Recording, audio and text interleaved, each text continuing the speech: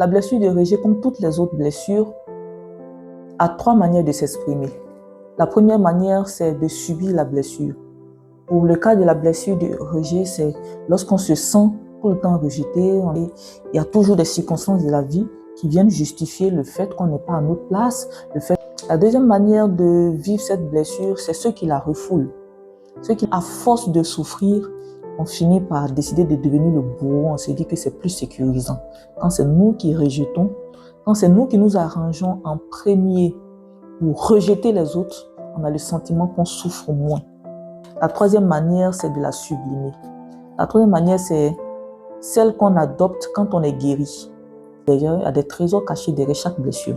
Donc, les trésors cachés derrière la blessure de rejet sont très utiles à la société.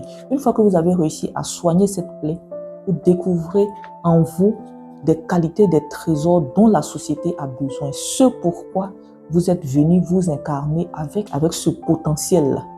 Alors, dès qu'on en prend conscience, en général, il est plus facile de découvrir notre mission de vie, de découvrir des talents qui sont utiles à la société. En général, c'est des gens qui vont se mettre dans des positions où ils seront ceux-là qui vont aider les autres à ne plus souffrir de rejet. Nous avons tous 4 des 5 blessures. Seule la blessure d'humiliation n'est pas très répandue chez tout le monde. Mais si vous m'écoutez en ce moment, si vous êtes un être humain, vous avez la blessure du rejet. Peut-être pas à 100%, peut-être à 5%, peut-être à 1%, mais vous en avez un peu. Voilà.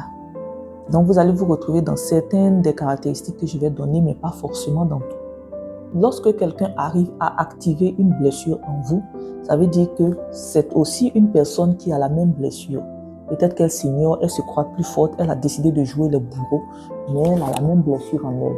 Donc en général, c'est 2 personnes qui portent la même blessure, mais à des degrés peut-être différents, ou elles ont des manières différentes de l'exprimer.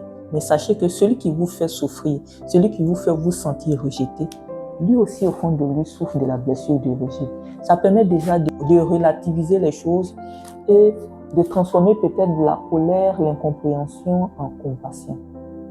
Parce qu'on ne donne que ce qu'on a. On donne à l'extérieur notre chaos intérieur. On nous dit que les premiers signes de la blessure de rejet apparaissent très tôt, depuis la conception jusqu'à l'âge de 1 an. C'est en général un enfant qui viendra d'une grossesse qui n'a pas été très désirée, une grossesse même, on va dire, qui est tombée vraiment très mal. Ce genre de personnes sont souvent à la base de ce qu'on appelle le déni de grossesse. Ce sont des enfants qui, pour ne pas être vus, vont tellement se cacher dans le ventre de la mère, quelquefois de manière tellement impressionnante que on ne comprend pas comment on n'a pas pu l'avoir, parce qu'il y a cette blessure de rejet-là qui fait qu'il a peur. Le fœtus a peur qu'on prenne conscience de sa présence parce que il n'est peut-être pas sûr que sa vie sera sauve s'il est vu, mais ça peut être aussi le cas d'une grossesse désirée, parce que j'ai vu des dénis de grossesse avec des enfants vraiment désirés. Ça s'explique difficilement, mais ça s'explique. Ça veut dire que l'âme qui est en train de s'incarner là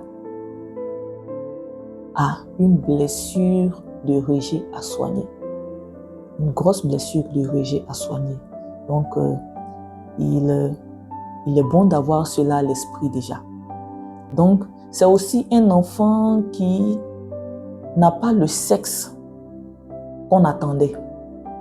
Vous attendez peut-être un petit garçon et puis c'est une fille qui est en gestation.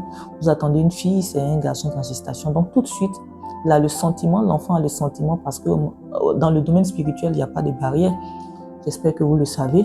Donc ce fœtus-là qui est dans le ventre sait qu'on attend autre chose. Donc déjà tout de suite, il se sent rejeté. Et c'est d'ailleurs pour ça qu'il a choisi de s'incarner dans cette famille-là, pour mieux subir cette blessure de rejet, pour pouvoir s'éveiller, pour pouvoir guérir.